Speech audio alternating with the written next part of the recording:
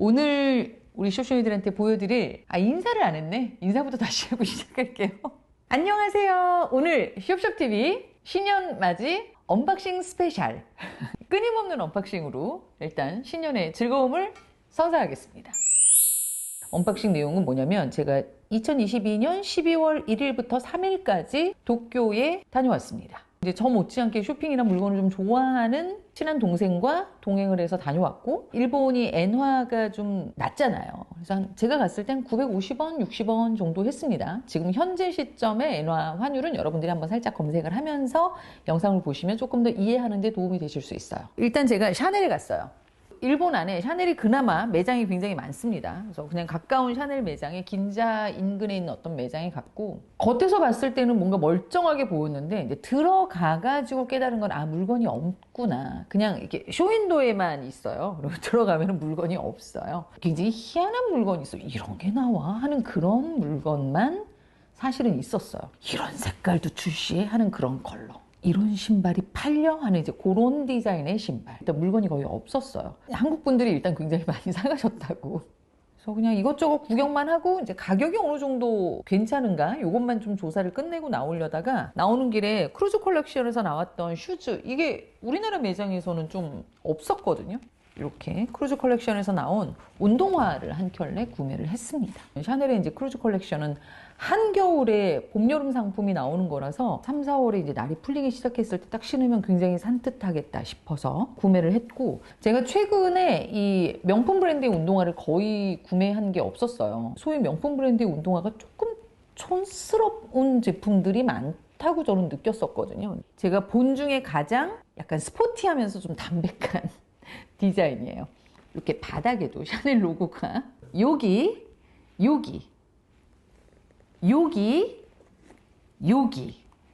심지어 여기 몇 군데 들어가 있는 거죠.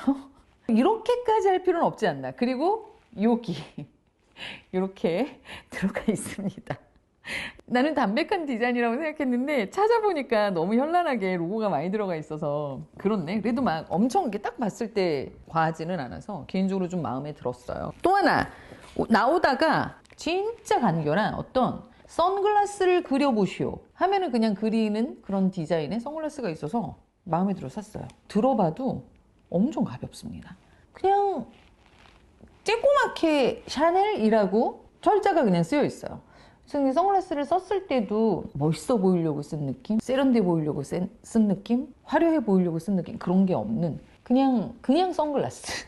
약간 안경 같은 그런 느낌의 선글라스. 약간 렌즈 컬러가 너무 새까맣지 않아서 약간 맑은 정도의 톤이 있는 그런 제품이고, 이거는 이제 최고의 장점은 코에 자국이 거의 남지 않을 정도로 가벼웠다. 이 케이스가 괜찮더라고요. 안경이 별거 없는 간결한 디자인인 거에 비해서 케이스가 가방 디자인으로 이렇게 막 퀼팅돼 있고 위쪽에 막 샤넬 로고 들어가 있고, 안경 케이스가 훨씬 더 상품 값어치가 있어 보이는 그런 느낌이지만 아무 옷에나 그냥 이렇게 매칭해도 느낌이 깨끗해서 좋았던 것 같아요. 그래서 이것도 일본에서 구매를 했고, 샤넬의 가격대를 제가 조사를 해본 결과 이 제품이 국내 가격이 196만 원입니다. 일본에서 구매한 가격은 한 160만 원대 정도 됐어요. 그래서 제가 당시에 딱 계산하기로는 약 15% 정도 저렴하다라고 느껴졌어요. 결론은 뭐냐면 딱히 필요 없는 거를 일본 갔다고 조금 싼 거 같다고 막 살 것까지는 아니고,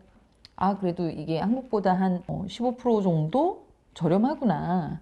요거를 그냥 알고 구매 결정을 하시면 될 것 같아서 그거는 우리 쇼쇼이들에게 제가 정보를 드릴게요. 샤넬 같은 경우는 좀 엔저 때문에 샤넬 일본에서 자체적으로 가격을 조금 조정해서 올렸다라는 정보가 있더라고요. 샤넬이 제일 차이가 저는 좀 적게 나는 편이라고 느꼈었고, 고야드에 갔는데 고야드는 조금 더 차이가 나게 느껴졌어요.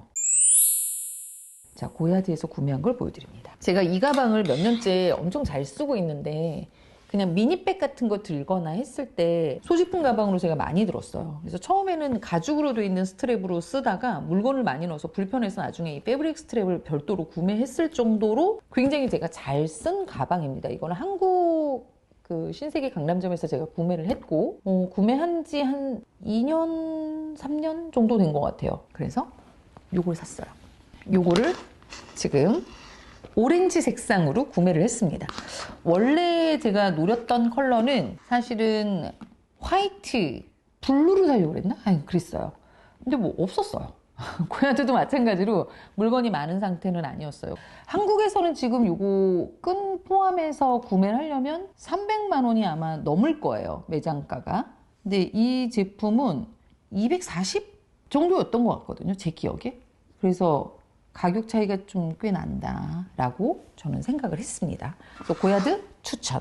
여기 앞에 있는 요 참은 고야드에서 산 건 아닌데 너무 세트 같죠? 이거는 이제 우리나라의 슈퍼러키 201이라고 요 하트 모양 4개가 모여있는 네잎클로버 모양의 디자인을 모티브로 해서 색깔이 너무 딱 맞아가지고 이렇게 같이 한번 해봤어요. 그래서 되게 쓰면 다들 이 색깔 너무 예쁘다 얘기를 많이 해줘서 요즘 얘가 좀 버려지고 요거를 제가 많이 사용을 하고 있습니다.